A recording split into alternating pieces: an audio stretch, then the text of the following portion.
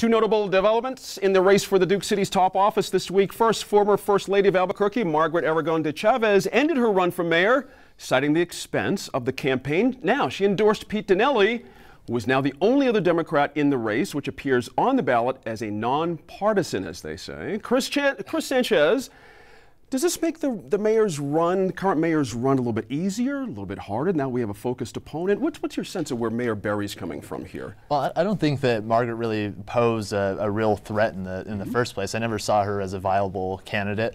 And I think that R.J. Berry's going to continue to be the mayor of Albuquerque, and he's done a lot for the city. What's his pitch versus Pete Donnelly? Why in the retail side of politics his pitch is better than Pete Donnelly's? Well, during his time in office, first of all, they've been receiving accolades for being one of the most transparent governments, city governments in the world. No one votes on transparency, though, do? That's right, but you know, jobs. I'm talking about jobs. Right. At the same time, though, he's been able to cut the size of city government while without raising taxes and without unemploying anybody within the city government.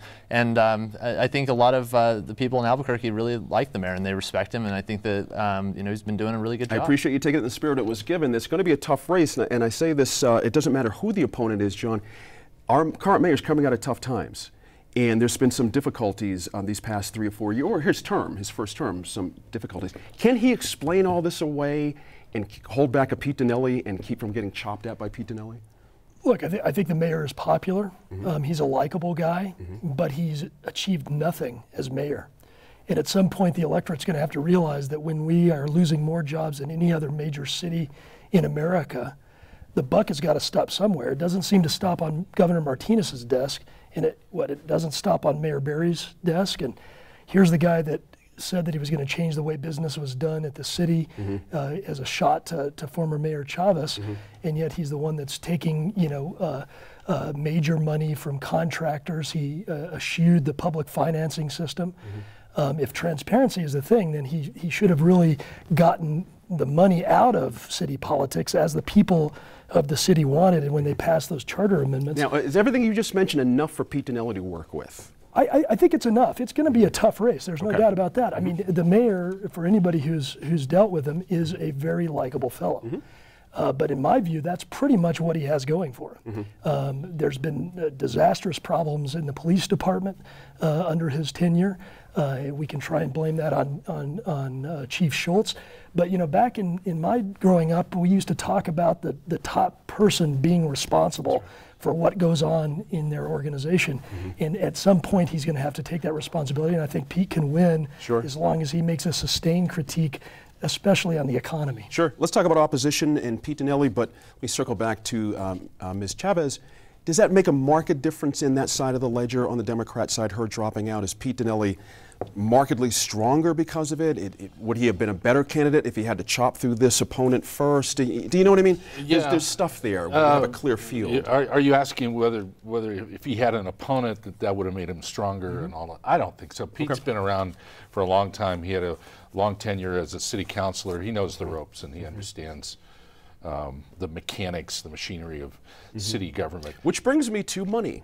Yes. If he knows a lot of people, he could ostensibly raise money on his own and not use the city financing to do it. But he's chosen not to. Yes. But he has also dinged the mayor now for $17,000 worth of donations that he feels is against the spirit of the city charter. Right. Let's start there. Do you agree with Mr. Donnelly's position that these companies who have contracts should not be giving money to the mayor? Team Berry is saying that these are business owners contributing individually.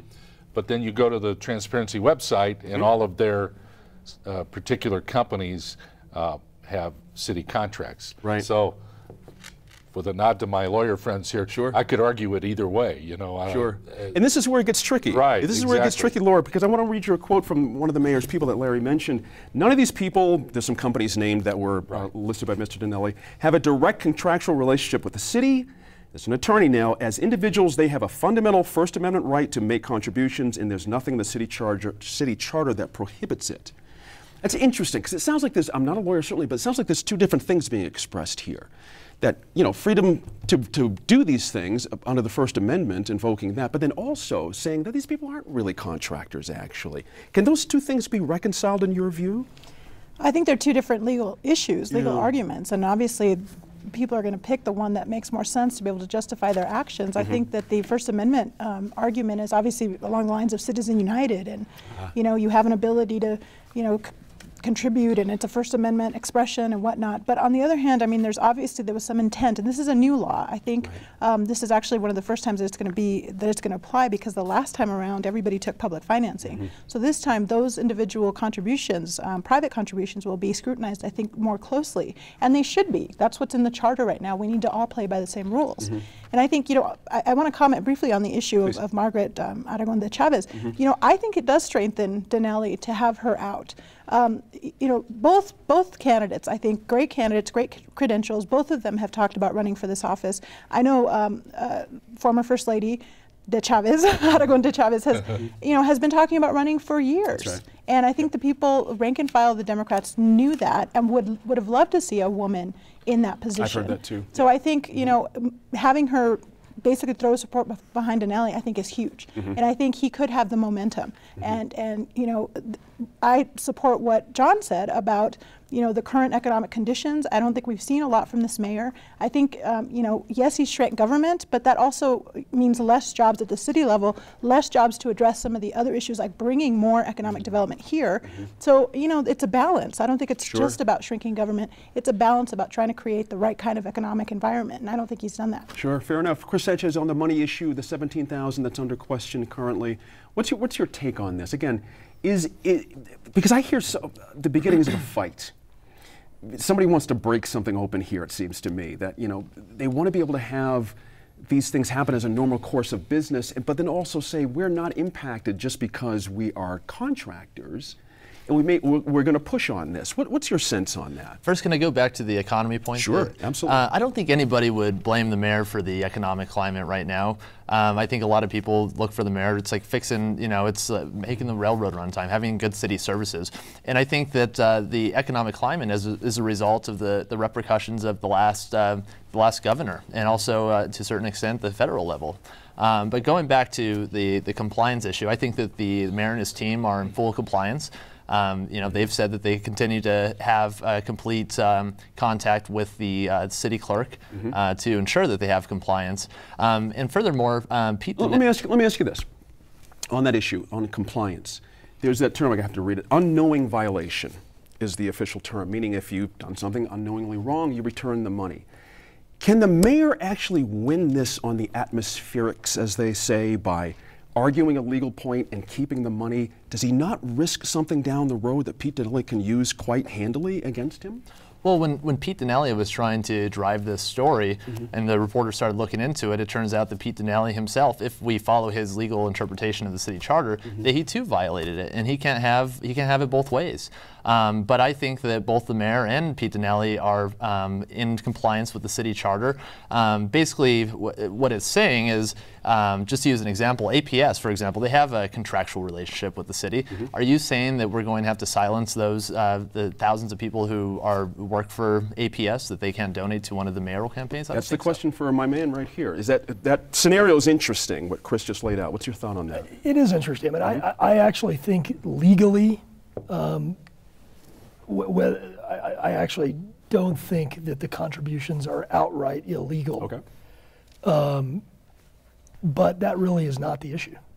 The issue is why this mayor, claiming to be a transparency guy, claiming to be an accountability guy, decided to opt out of public financing, which the voters of this city says is the best way to go to get all of the money out of politics. And to go but we can't make them. Well, we can't make them because the U.S. Supreme Court has, under Citizens United, has said that we can't make them.